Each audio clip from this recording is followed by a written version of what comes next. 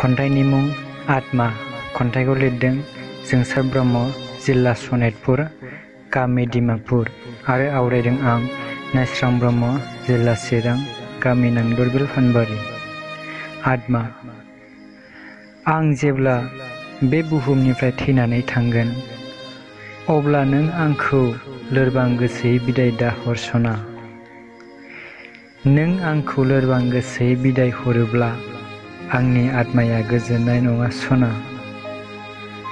आं थैनानै थांनायनि उनाव नों दुखु खालामबाय दाथा सना, मानोना नोंनि दुखुखौ नुयोब्ला आंनि आत्मायाबो नोंजों दुखु जायालासेनो थाफानो हानाय नङा।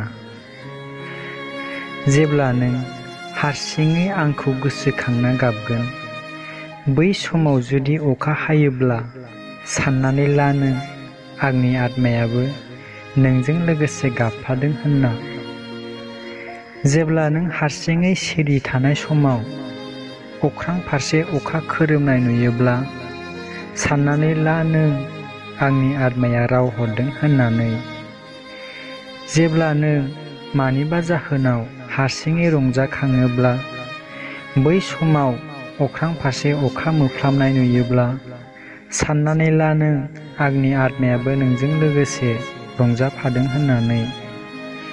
जेब्लासिम नों नोंनि गोसोनिफ्राय आंखौ बिदाय होनो हायाखै, साननानै ला नों बै समसिम आंनि आत्मायाबो नोंजोंनो लोगोसे दंफायो होननानै। जेब्ला नों नोंनि गोसोनिफ्राय आंखौ बिदाय होबाय, अब्ला साननानै लादो नों आंनि आत्मायाबो जायखारलांबाय होननानै। गोजोन्थों।